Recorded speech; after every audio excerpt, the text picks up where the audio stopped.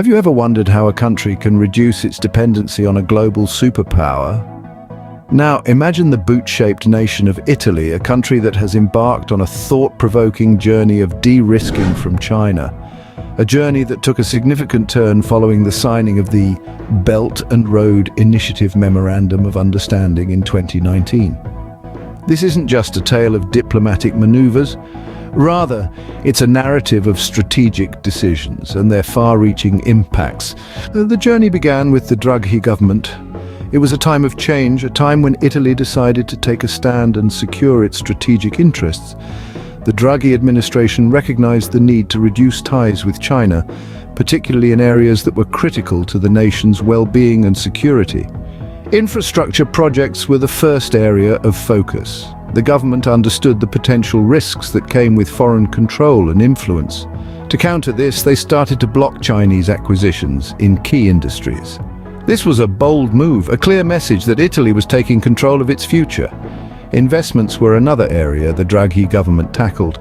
They were cautious about where the money was coming from and where it was going. They wanted to ensure that Italian businesses and resources were not unduly influenced by foreign interests. Then there was the matter of telecommunications. In an age where data is as valuable as gold, who controlled the networks mattered, and it mattered a lot. The Draghi government took a stand, limiting Chinese involvement in Italy's 5G networks. They understood the importance of protecting their digital infrastructure. And of course, there was the pandemic response. Italy was determined to steer clear of a CCP-style model of social control. They wanted to manage the crisis in a way that respected the rights and freedoms of their citizens. These were the early steps in Italy's journey to de-risk from China. Each decision, each policy, was a step towards greater autonomy and national security. But the path towards de-risking was still long. The journey had just begun. Then came the Meloni government, accelerating the de-risking process. This new administration, brimming with resolve, took the reins and drove Italy's de-risking efforts even further. They embarked on a journey to reduce their country's dependence on China, especially in critical areas like infrastructure projects, investments, and telecommunications. The Meloni government was swift in its action, decisively blocking Chinese acquisitions in key industries. They understood the importance of national sovereignty and took steps to protect their assets of strategic national relevance. This was not a decision taken lightly, but one born out of a need to safeguard Italy's economic and political stability. Perhaps the most significant result of these actions was the shifting focus of Huawei, the Chinese tech giant. Once a major player in Italy's 5G network, Huawei found itself in a decidedly less influential position. The Meloni government's commitment to limiting Chinese involvement in their telecommunications sector was unyielding. But the Meloni government didn't stop at telecommunications.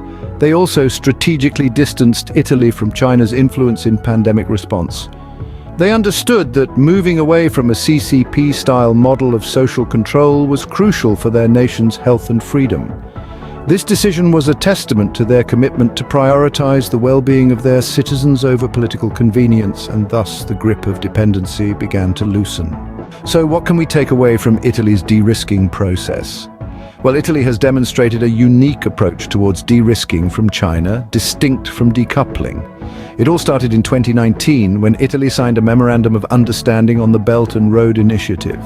Since then, the Italian governments, under the leadership of Draghi and Meloni, have been proactively reducing their ties with China, particularly in areas of critical infrastructure projects, investments, telecommunications, and pandemic response. This strategic move has involved blocking Chinese acquisitions in key industries, limiting Chinese involvement in 5G networks, and protecting assets of strategic national relevance.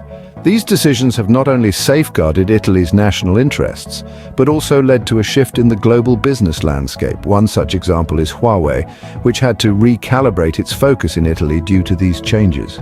Moreover, Italy has managed to distance itself from China's influence in pandemic response. Instead of adopting a Chinese Communist Party-style model of social control, Italy opted for a more democratic approach, ensuring the welfare of its citizens while maintaining national security. In essence, Italy's de-risking process is a testament to the country's resilience and determination, as well as its strategic foresight. It underscores the importance of protecting national interests without necessarily severing ties completely. Italy shows us that de-risking is a strategic chess game with each move influencing the next. It's a journey of resilience and determination, a lesson in safeguarding national interests.